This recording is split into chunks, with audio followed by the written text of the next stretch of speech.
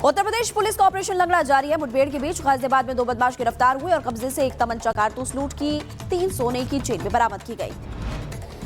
मुजफ्फरनगर में पुलिस और बदमाशों के बीच मुठभेड़, एक बदमाश को लगी गोली। मुठभेड़ के बाद 3 बदमाश गिरफ्तार किए गए। 3 बदमाश से तमंचा और बाइक भी बरामद किया।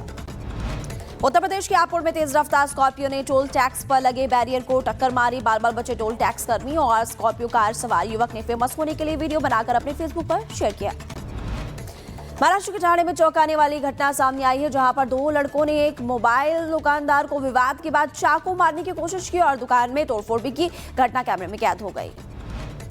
उत्तर प्रदेश के मिर्जापुर में बीच सड़क पर बुजुर्ग की पिटाई का वीडियो सामने आया और अब वीडियो में 4 से 5 लोग मिलकर एक बुजुर्ग को बेरहमी से पीट रहे हैं। पुलिस इस पूरे मामले की जांच में जुटी।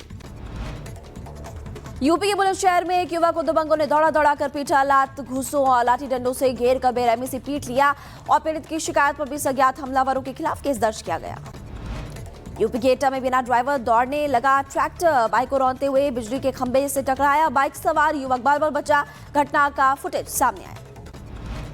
यूपी के शाहजहांपुर में महाकुंभ से लौट रहे श्रद्धालुओं की कार बिजली के पोल से टकरा गई और टक्कर इतनी जबरदस्त थी कि गाड़ी के एयरबैग्स तक खुल गए, लेकिन कार सवार सभी लोग सुरक्षित।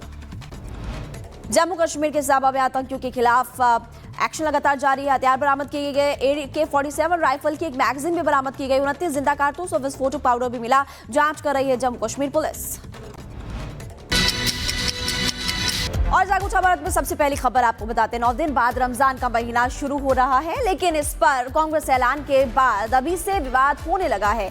बीजेपी ने इस ऐलान को तुष्टीकरण कहा, तो वहीं पर कांग्रेस पार्टी खुद को बचाने की पुरजोर कोशिश कर रही है। पूरी खबर इस रिपोर्ट में।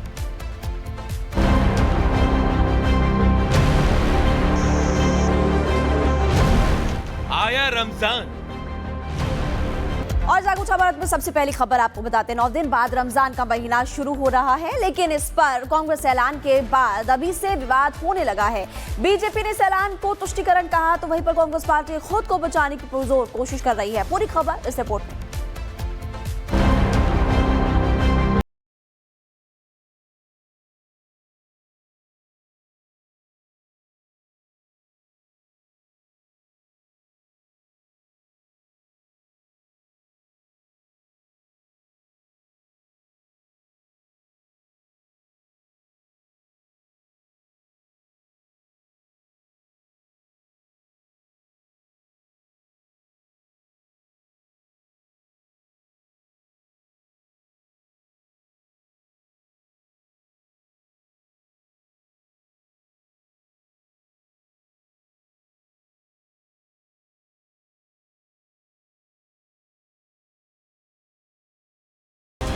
पहले जान लीजिए कि वो फैसला आखिर कौन सा है। मुस्लिम कर्मचारी रमजान के महीने में ऑफिस से जल्दी घर जा सकेंगे। रेवंत रेड्डी सरकार ने आदेश जारी करके कहा है कि रमजान के दौरान मुस्लिम कर्मचारियों को तय समय से 1 घंटे पहले घर जाने की छूट होगी और उनका हाफ डे भी नहीं लगेगा।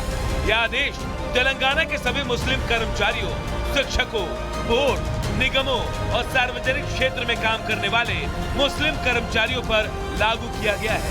मुस्लिम कर्मचारियों को रमजान के दौरान पूरे महीने यानी 2 मार्च से 31 मार्च तक शाम 4 बजे तक ऑफिस से जाने की छूट मिलेगी, ताकि वो समय पर मस्जिद पहुंचकर नमाज अदा कर ले। अब तेलंगाना के सीएम का यही आदेश उनकी सरकार और पूरी पार्टी के लिए मुसीबत बन गया है।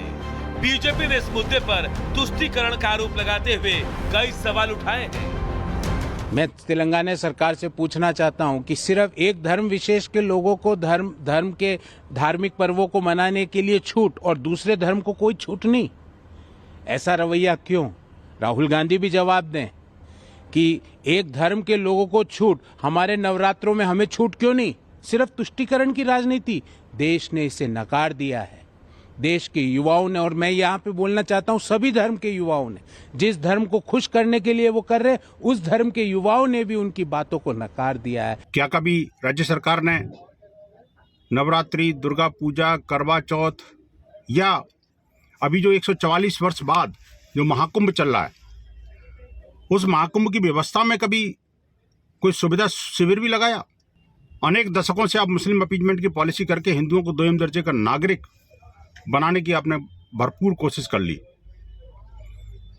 अब एजेंडा आपका नहीं चलेगा। उधर कांग्रेस ने अपने बचाव की कोशिश भी तेज कर दी है।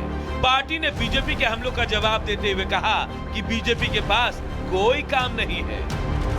कोई समुदाय के पीछे पड़ के कि भाई उनका आप धर्म में पर्सनली नहीं घुस सकते। जहाँ गंगा जमुना तहजीब है, तेलंगाना फेमस है जिसके लिए, उसको उथल पुथल करने की कोशिश कर रहे हैं। ये बीजेपी वालों की प्रथा है।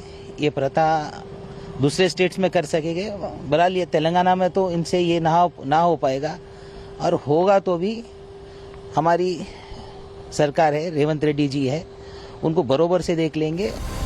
तेलंगाना में कांग्रेस के तुष्टीकरण वाले दाव का अंत यही नहीं होता है। आरोप है कि तेलंगाना अल्पसंख्यक कल्याण विभाग की ओर से रमजान की तैयारियां चल रही है।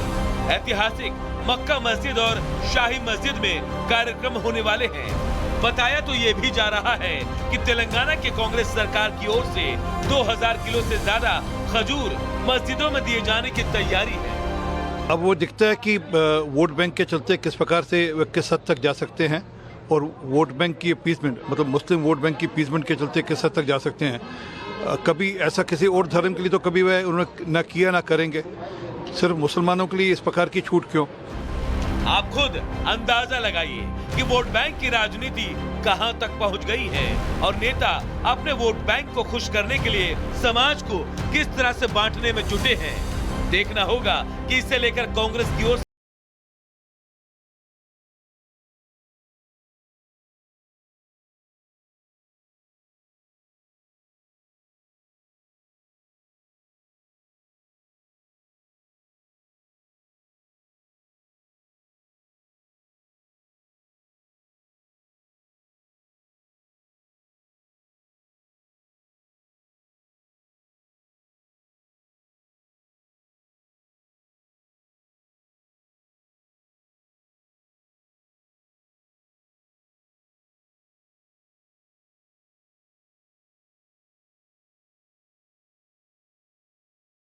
बोल दिया है।